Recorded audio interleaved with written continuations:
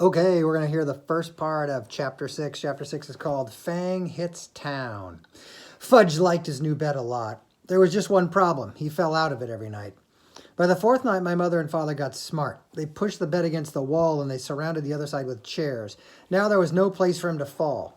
But every morning, my mother found him curled up in one of the chairs. My father said they could have saved their money since Fudge was just so happy sleeping in an old chair. On Saturday, we had to go to the dentist.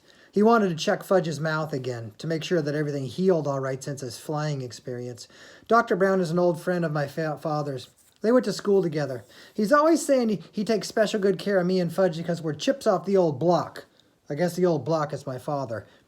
His office is on the other side of the park. It's near Madison Avenue. My mother said we would make a day of it. And wouldn't that be fun? I'd rather go to the movies with Jimmy Fargo, I said. Yeah, but we'll have so much fun, my mother said. The three of us will go out for lunch, and then we'll get some new shoes for you and Fudge. I've been out to lunch with Fudge, I reminded her. He's growing up, Peter. He knows how to behave now. I'd still rather just go to the movies with Jimmy. Well, you're coming with me, and that's all. I wasn't looking forward to that day.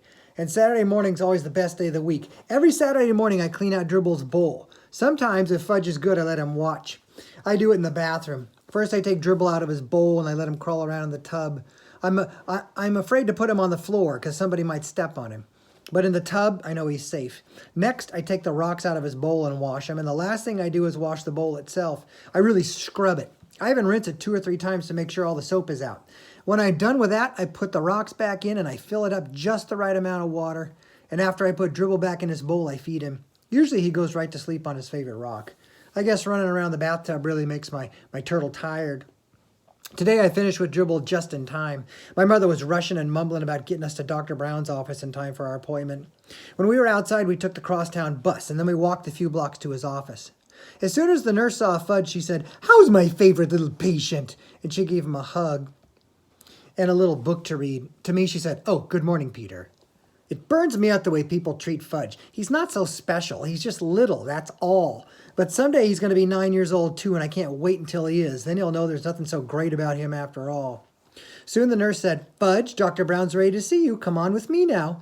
And Fudge took the nurse's hand, and Dr. Brown has this rule about mothers in the examining room with kids. They're not allowed. Mothers are a big problem, Dr. Brown told me once. I looked through National Geographic magazine while I waited. After a few minutes, the nurse came out and whispered something to my mother. I looked up, wondering what the big secret was. Then my mother said, Peter, Dr. Brown would like you to help him with Fudge." "Help him?" I said, "I'm not the dentist." The nurse said, "Peter, dear, if you'll just come with me, I'm sure everything will work out fine." So I went with the nurse. "What do I have to do?" I asked her. "Oh, not much. Dr. Brown just wants you to show Fudge how you open your mouth and how he checks your teeth." "What do I have to do that for?" I asked. I don't need a checkup yet. I had one last month." "Your brother won't keep his mouth open this morning," the nurse whispered. "He won't?" I whispered back. "No, he won't," she said again. I thought that was pretty funny. I never considered refusing to open my mouth at the dentist's office. When he says open, I always open. When we reached the examining room, Fudge was sitting in the big chair. He had a towel around his neck and he looked all ready for action. Dr. Brown was showing him lots of little things and explaining what each one does. Fudge kept nodding, but he wouldn't open his mouth.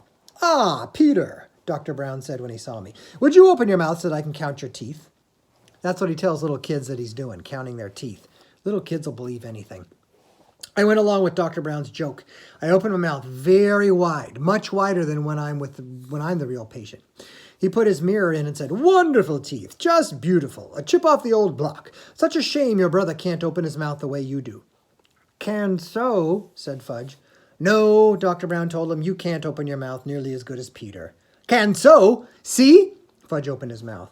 "No, I'm sorry, Fudge," Dr. Brown said. "It's still not as good as Peter." So Fudge opened his mouth really wide. "Count teeth," he said. "Count Fudge's teeth." "Well," Dr. Brown pretended to think about it. "Count!" Fudge shouted. "Well," Dr. Brown said again, scratching his head, "I guess as long as I'm here, I might as well count your teeth." So he checked Fudge's mouth. When he was through, Fudge said, "See? See? Just like Peter." "Yes," Dr. Brown said, smiling. "I can see you're just like Peter." He gave me a wink. I liked the way Dr. Brown tricked Fudge into opening his mouth. So when he was through examining him, I whispered, "Couldn't you make Fudge some false teeth until his grown-up ones come in?"